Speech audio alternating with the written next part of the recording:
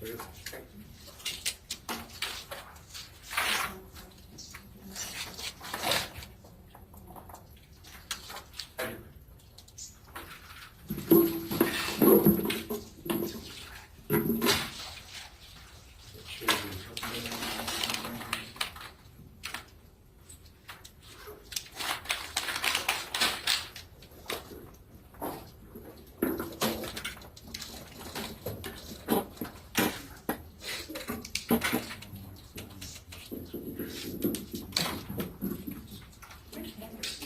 you, Your Honor. Good afternoon, Mr. Windsor. Will you please state and spell your name for the record? My name is Shane, S-H-A-N-E, Windsor, W-I-N-D-S-O-R. Mr. Windsor, how are you currently employed? I'm a forensic scientist with the Texas Department of Public Safety, Crime Laboratory Division, in the firearms and tool mark section. What does it take as far as education and training to become a forensic scientist? For the firearms and tool mark section, we require a Bachelor's of Science degree in a natural science.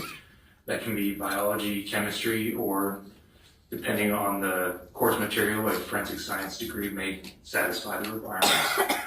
And then upon being hired by the Department of Public Safety, we have it can be anywhere between an 18-month and a 2-year in-house training process. And did you go through all of that education and training processes? Yes, ma'am, I did. When was it that you first became employed as a forensic scientist? I started with DPS in our McAllen laboratory in 2008, and I transferred to the Houston laboratory in 2012. And as far as DPS Crime Lab, are all DPS Crime Labs accredited? Yes, ma'am.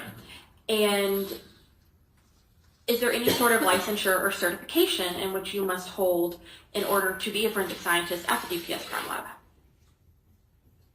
It's not required by DPS, but the state of Texas does require forensic scientists to be licensed. And with that licensure, is it one that once you have, you keep forever, or do you have to have continuing education or recertification? You're required to reapply and be approved every 2 years, and there is a continuing education component to that process. And do you currently hold that licensure? Yes, ma'am. You stated previously that you were in the firearms and tool mark section, correct? Yes, ma'am. What is that? Ma'am. That was a vague question, I apologize. So previously we've heard from individuals at DPS in the DNA and biology section. What does firearms and tool mark section, what does that mean? What are you looking at? We're routinely asked to compare fired components recovered from a crime scene, such as fired bullets and fired cartridge cases, to other fired components, or if one has recovered a particular firearm. And whenever you are assigned a case, first off, how does it get assigned to you? Once the case is submitted to the laboratory, my supervisor will be informed of the case number, and she will assign it to me when I'm ready. Once it has been assigned to you, what do you do? The first step is I gather the evidence from our secured vault. I'll then take it back to my workstation where I'll check to make sure that the packaging is intact. I will then open each piece of evidence to make sure that what's listed on the submission form is what was actually submitted. From there, I will then proceed with my analysis. When an item comes to you, or a piece of evidence to be examined, does it have any sort of identifiable number that lets you know it belongs to a certain case?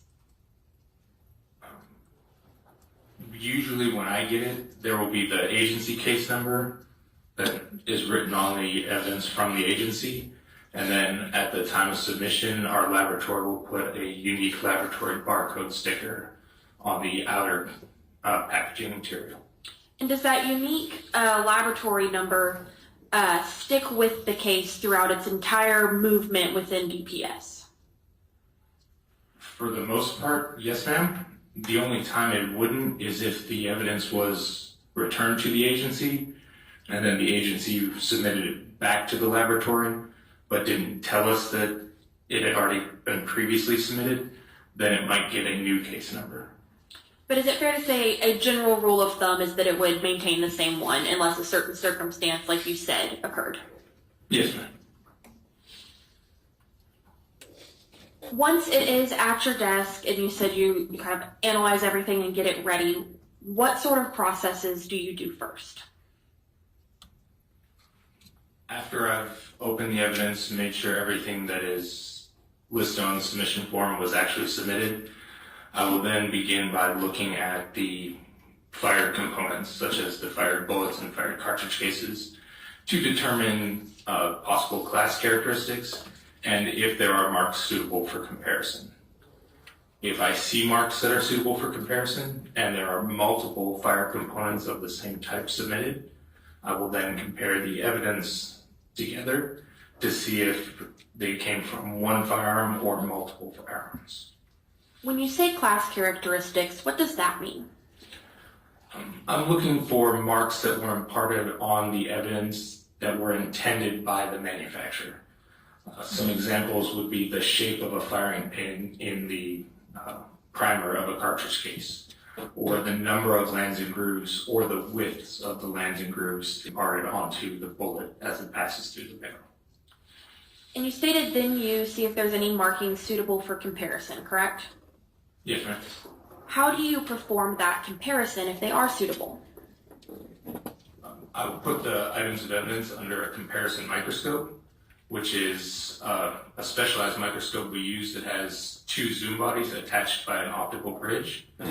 What that lets me do is look at two separate items of evidence, and then when I look through the eyepieces, the microscope puts them side by side so I can see both items at the exact same time. And now, earlier you were talking about all the different things that you may be examining or testing, and I want to specifically ask, are you able to visually see whether or not a bullet has been fired or not fired? Yes, ma'am. And I know that may sound like a silly question, but are you able to tell if something submitted to you is an unfired round versus a spent shell casing? Is that an easier way to say it? Yes, ma'am. Okay. Are you able to explain to the jury how you can visually see that difference? Most commonly, if you're looking at an unfired cartridge, the bullet will still be in the cartridge case versus a fired cartridge case, which will not have the bullet. However, if you want to go further than that, if you look at the primer, a fired cartridge case will have a firing pin impression, and an unfired cartridge will not have a firing pin impression.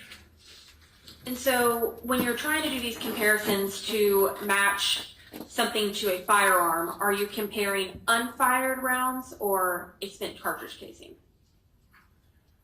We can do both. Normally we're looking at fired cartridge cases, but we have been asked in the past to look at unfired cartridges to see if they were cycled in a particular firearm. What do you mean by cycled? That'd be the cartridge was moved from the magazine into the chamber of the firearm and then extracted out of the firearm. Now, did a time come where you were asked to perform analysis in a case title or with the case number HOU 2502-02194? Yes, ma'am.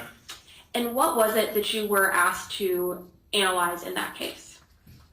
In that particular case, there were several firearms that were submitted. There were several unfired cartridges that were submitted, and there was a fired cartridge case and a fired bullet. Now, may I approach the exhibits? Yes.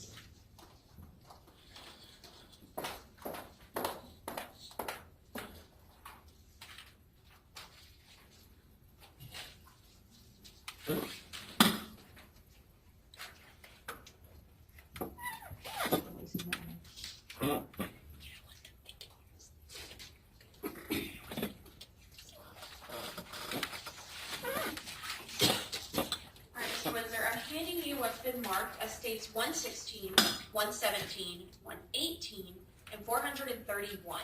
These have already been admitted into evidence, but will you let me know if you recognize these items?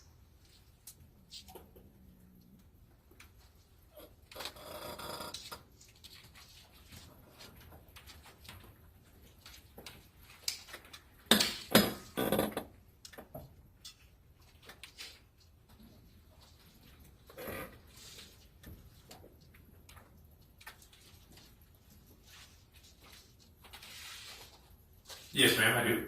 And are these all items in which you performed an analysis in that same HOU case number I just read? Yes, ma'am. And are you able to, and I can leave these with you, are you able to tell me what those items are? These specific items or the content? Yeah, the contents of each of the 4 items. Can I go inside? Or? Absolutely, they've already been admitted.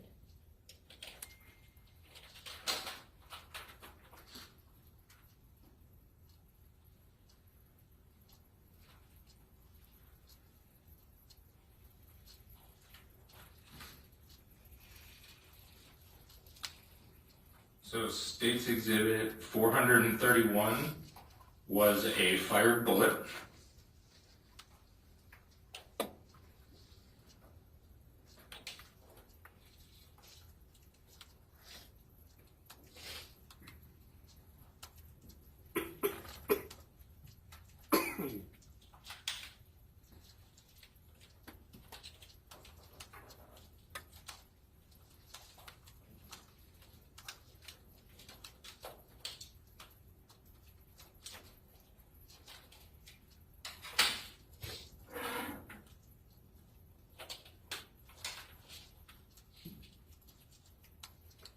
State's Exhibit 118 was an unfired .22 caliber cartridge.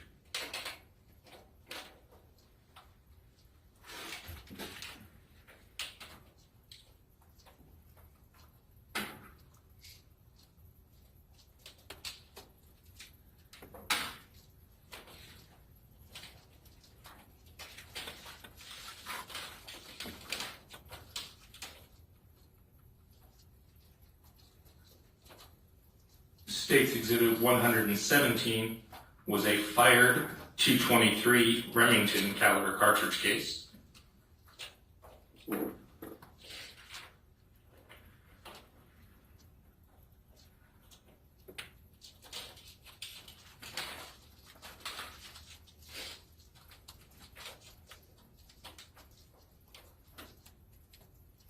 And State's Exhibit 116 was an unfired .22 caliber cartridge. Thank you, sir. So just to be clear, we had one, you said fired bullet, correct? Yes, ma'am.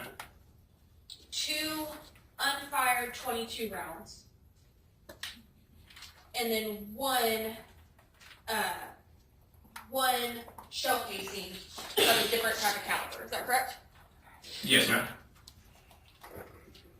Your Honor, may I approach some different?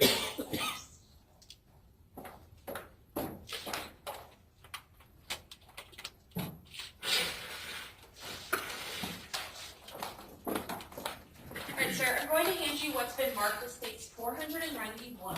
Without telling me what it is, will you let me know if you recognize this item or the contents within it?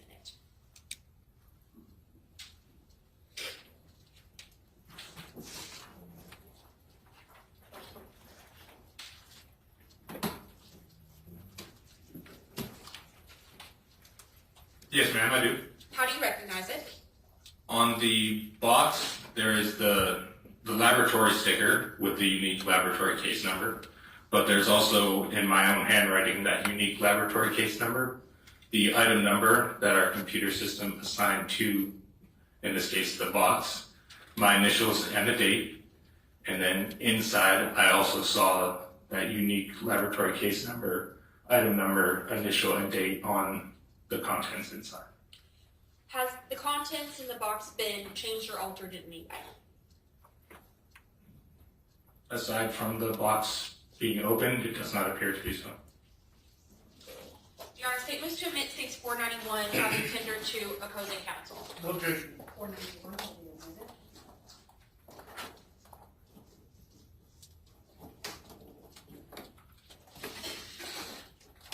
All right. One.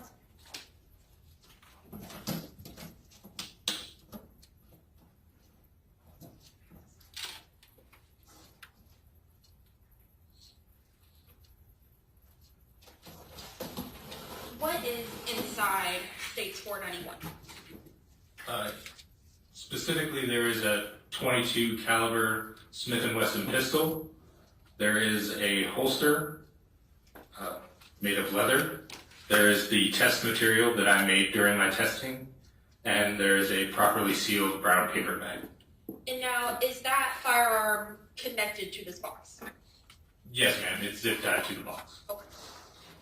Your Honor, may I publish the contents of the box to the jury? Yes.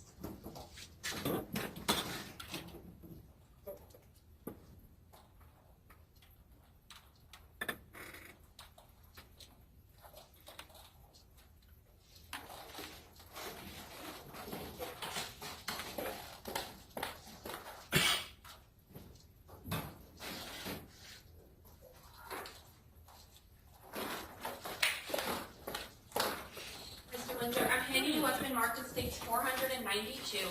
Without telling me what it is, will you let me know if you recognize this item?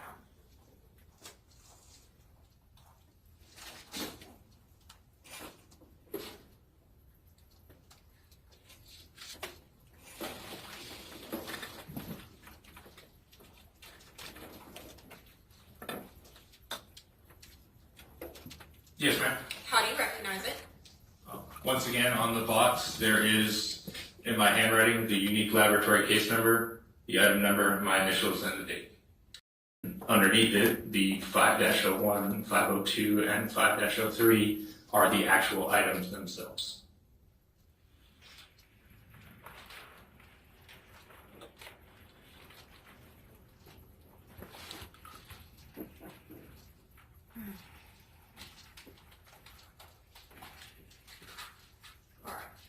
And is states 116, 117, and 118 those three items you just described? 0501, 0502, and 0503.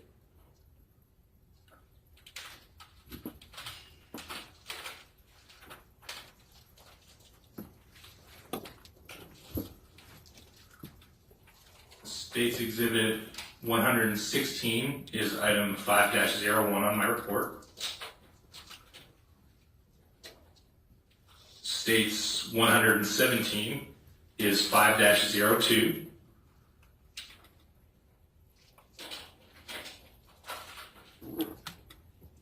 And states 118 is 5-03.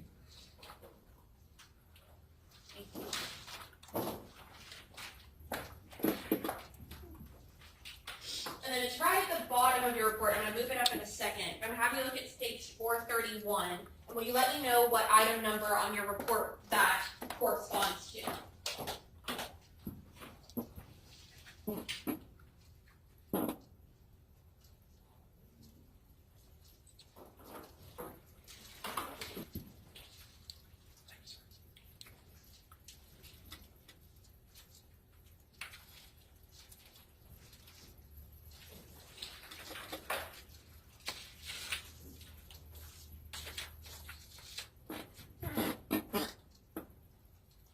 States number 431 is item 11-01 on my report. Is that what we see here, the one fired bullet?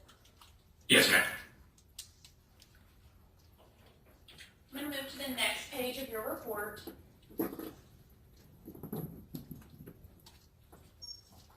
What are these items we're looking at here? Item 12-01 was the rifle that was previously shown to the jury. And item 13 is the brown box that contained the Smith & Wesson pistol, which is item 13-01. And are these extra items, I know you mentioned when we saw at 13-01, there was some holster and other items inside that box. Yes, ma'am. Okay. Now I want to go through your actual analysis and findings. So can you tell me what this very first section is? The first paragraph of results is my results of the individual firearms as they were submitted to the laboratory. And we see 4 listed here, correct? Yes, ma'am. Are you able to tell us, just to be clear for everybody, which 2 were the ones that have been submitted into evidence? The Smith & Wesson pistol, which on my laboratory report is item 8-01, which was the first item there, and the Ruger rifle, which on my report was item 12-01, which would be the third firearm listed. So the Smith & Wesson is the one in the brown box, correct? Yes, ma'am. And the Ruger rifle 12-01 is that long white rifle box, correct? Yes, ma'am. Okay. Now go ahead and let's move to this second, or I guess first, what can you tell us about the Smith & Wesson pistol? At the time of submission, the Smith & Wesson pistol was not functional because the pistol has a magazine disconnect safety, which means the firearm will not operate if a magazine is not inserted into the firearm. A magazine was not submitted to the laboratory, so I had to manually make it functional in order to generate test material. So ultimately, it wasn't that the firearm was not working, it was because of a safety mechanism that required a magazine, is that correct? Yes, ma'am. And then the third rifle, or the third firearm noted in the Ruger rifle, what can you tell us about that firearm? The Ruger rifle was functional as submitted. Now, as far as, we talked earlier that there are different types of caliber ammunition, is that correct? Yes, ma'am. Would the Smith & Wesson pistol, and the Ruger rifle fire the same type of ammunition or different? They are different calibers. Are you able to tell the jury what calibers each of those firearms are? The Smith & Wesson is a .22 long rifle caliber, which is a rather small round. The Ruger rifle is 5.56 by 45 millimeter, which is also known as a 223 Remington caliber, which is a rather small, long rifle cartridge. I want to kind of skip this middle paragraph for a minute and come down to this third one first. Can you let us know what your analysis is in that third paragraph? In the third paragraph, I was asked to compare the two unfired cartridges that were submitted to the both the Smith & Wesson and the, I believe, Ruger pistol. In my analysis, I ended up not having to compare it to the Ruger pistol, but the analysis to the Smith & Wesson pistol was that it was inconclusive, meaning I could not identify or eliminate it as having been cycled in that Smith & Wesson pistol. So 5-01 and 5-03 we previously discussed were states 116 and 118, correct?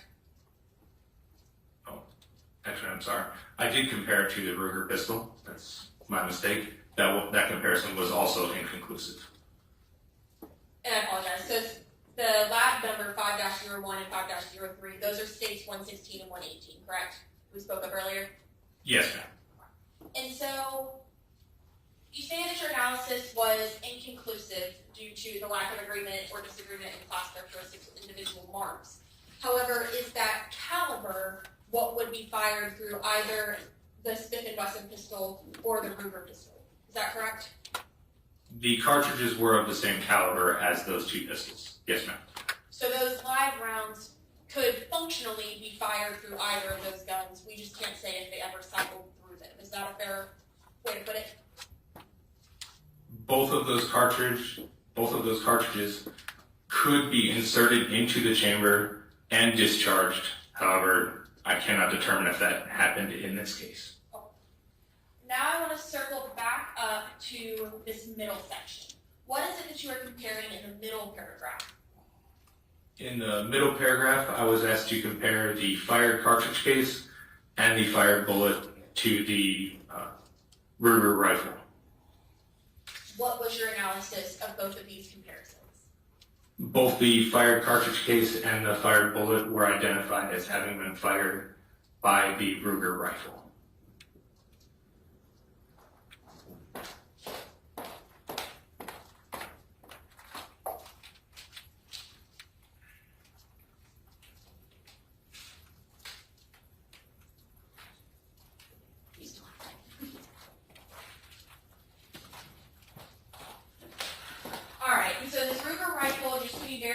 That's us talking about this long white box we previously showed the jury, correct? Yes, ma'am. And the fired cartridge case, 5-02, is states 117, correct? Oh, if I can zoom it out.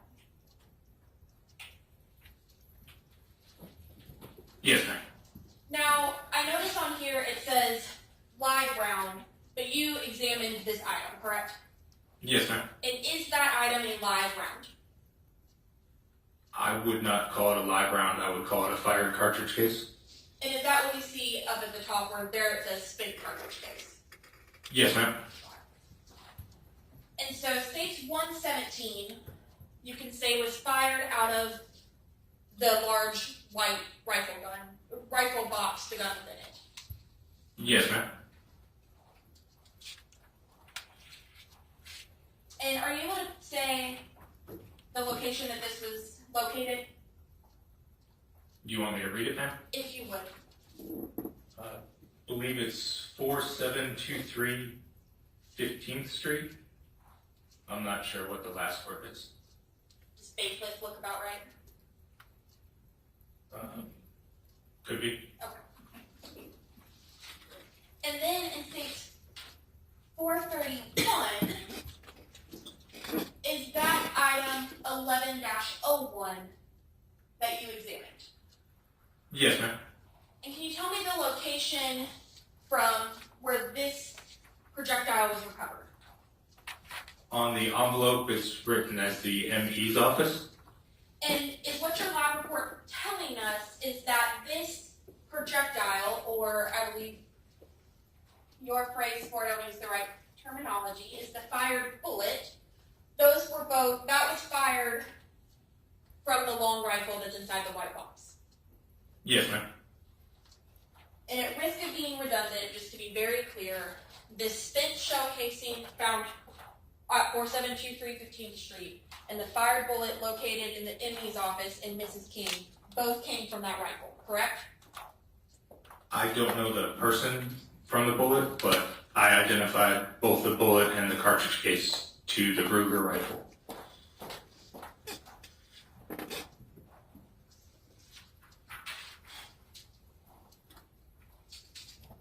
I'll pass this witness, Your Honor. No questions. Thank you, sir. You're released from your subpoena. Thank you. The state will call Detective Angelica Hudson. Can I see the attorney's or take a quick break?